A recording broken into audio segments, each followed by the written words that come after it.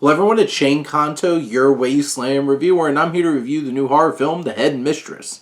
And when a debt-ridden teacher inherits an abandoned lakefront inn, she and a group of potential buyers visit the property where they discover a dark and sinister secret and a malignant supernatural presence determined to keep them there forever.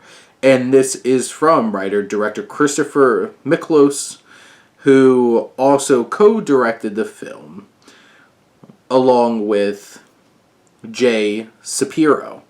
And this film, you can tell, is made on a pretty shoestring budget. Even from the credits, you can tell that this is not a big budget kind of horror film.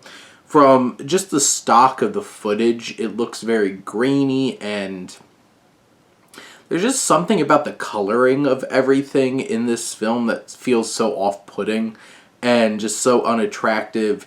And you could tell that they're attempting some pretty serious scares throughout the film, but the unfortunate thing is so many of the scares in this film live off of these cliches, you can preemptively see things coming because they're so telegraphed.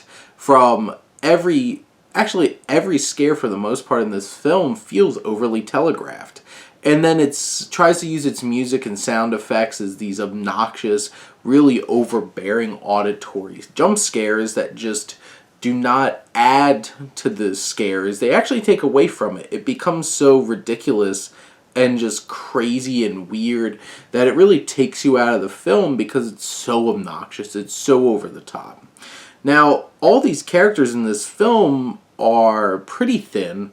They don't have a whole lot of interesting layers. They try to add layers to Mara, who is our main character, Catherine Balantone's character, who inherited this place. And there's some layers in the story where it's trying to add mythos to the whole thing and adding some stakes for her. And, it's potentially interesting kinds of twists that you could throw into such a small horror film, but nothing really lands in terms of being very particularly interesting or engaging in terms of conflict. And like I said, when it tries to lean into the scares, it feels very cheap and looks very fake and takes you out of the film pretty quickly.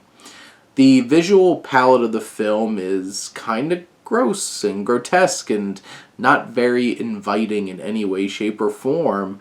And it just looks so drab and everything. There lacks that directorial personality coming through here. And so much of this film is just attempts at scares for people that we don't care about because none of them have depth. There's just the gay couple. And then there's the sexist misogynist. And they each are defined by these traits, even though some of them do have some moments and some of them just might make it out alive.